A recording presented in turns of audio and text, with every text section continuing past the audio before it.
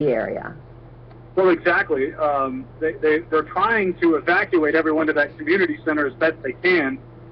For those, obviously, as I was saying, there are some homes that are near that plant that are already on fire. They're trying to get the rest of those residents out, and any nearby communities asking them to leave, even if they have to, helping them leave and get to that community center as best they can. And so, Brandon, you've got this nursing home where you talked about those dozens of people who are injured from the glass being blown out from the windows. Also, a middle school in this area, right, that is on fire, we're told. That's correct. A middle school is on fire, and that's just one of the numerous buildings right now that they're responding to.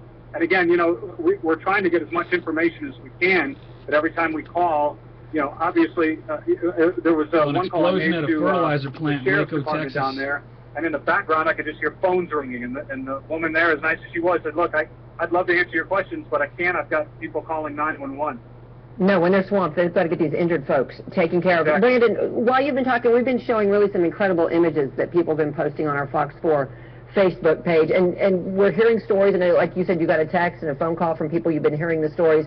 We heard from one woman who was on 35 at the time of the explosion. She said that she saw kind of this fireball, this huge, go 100 feet in the air, at least 100 feet wide, shoot into the air. Yeah, that's amazing. I don't doubt it. You know, I kind of did a Google map measurement, and from the area of West up to Ellis County is a good 45, 50 miles. Here's something to interject here. We talked about the instability of this fertilizer. Maybe the Waco Tribune is reporting that several firefighters and others were injured in an apparent fertilizer plant explosion. So that leads me to believe the firefighters were there fighting a fire and were on scene and were injured. So that might have been the ignition. If firefighters were there and are now injured fighting it, that may answer some questions about exactly how this started. Somebody did get through to dispatch, Brandon, from the Waco paper, the Waco Tribune Herald, and all they got out of them was, we have a lot of injured here, and they had to get off the phone just like you reported. And you mentioned that firefighter injured. I mean, it's possible too, and I don't know this for sure, but it's quite possible that they were injured with those secondary explosions. Well, and that, Brandon, area hospitals were told, and medical centers there, they put out this mass casualty call to all the staff, so everybody get in, do what they can to help. And boy, this is when people really become heroes again. Those stories of the troopers putting people in their cruisers, getting them to facilities where they can get some help. The Associated Press reports the explosion was reported about 7:50 in a frantic radio call from the scene of the fire at West Fertilizer. So it sounds as if there was a fire, and then all heck broke loose from there.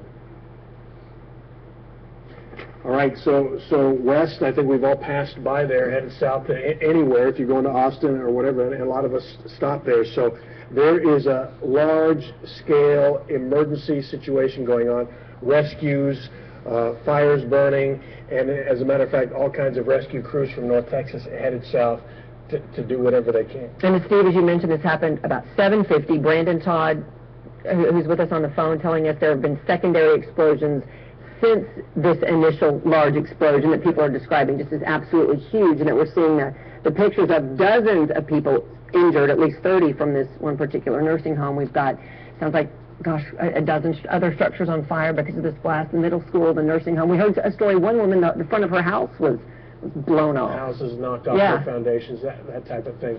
And we did, when we saw the Google Earth images, how in close proximity those buildings were. The fertilizer plant, the school just down the block, and right across the apartment and the senior citizens living center.